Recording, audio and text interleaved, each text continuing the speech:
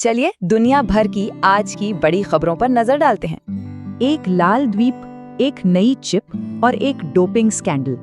सुनने में अलग हैं, पर ये जुड़ी हुई हैं। देखते हैं कैसे। तो पहली कहानी है भारत की टेक्नोलॉजी से जुड़ी, जहां एक बड़ी कामयाबी मिली है। ये है ध्रुव 64, भारत का पहला स्वदेशी 64 बिट डुअल कोर माइक्रोप्रोसेसर। आत्मनिर्भरता की ओर एक बड़ा कदम। आसान भाषा में ये वो इंजन है जो लैपटॉप से सर्वर तक सब कुछ चलाता है। ये चिप सिर्फ टेक्नोलॉजी नहीं, मेक इन इंडिया की ताकत का प्रतीक है।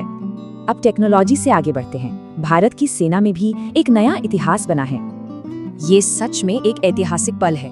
पहली बार किसी महिला अफसर ने IMS से ग्रेजुएशन पूरी की है।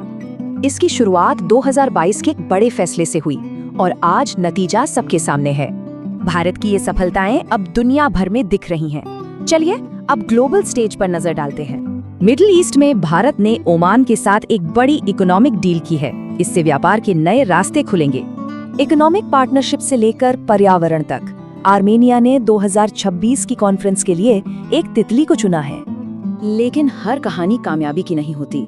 अब बात करते हैं खेल जगत की, जहां भारत के सामने एक बड़ी मुश्किल है। वर्ल्ड एंटी डोपिंग एजेंसी की ताज़ा रिपोर्ट में भारत एक ऐसी लिस्ट में टॉप पर है जहां कोई नहीं रहना चाहेगा। पूरे 260। ये चौंकाने वाला आंकड़ा 2024 में भारतीय एथलीटों के डोपिंग केस का है। चिंता की बात ये है कि ये आंकड़ा पिछले साल के 213 मामलों से कहीं ज्यादा है।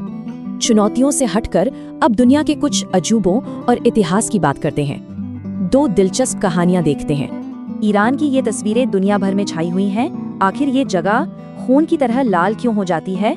वजह सीधी है। तेज बारिश मिट्टी की ऊपरी परत हटा देती है और नीचे की लाल मिट्टी दिखने लगती है।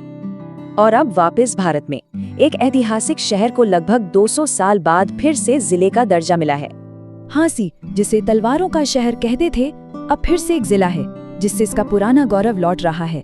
तो एक नई चिप, एक ऐतिहासिक ग्रेजुएशन और एक लाल द्वीप, ये सब बदलाव की कहानियां हैं।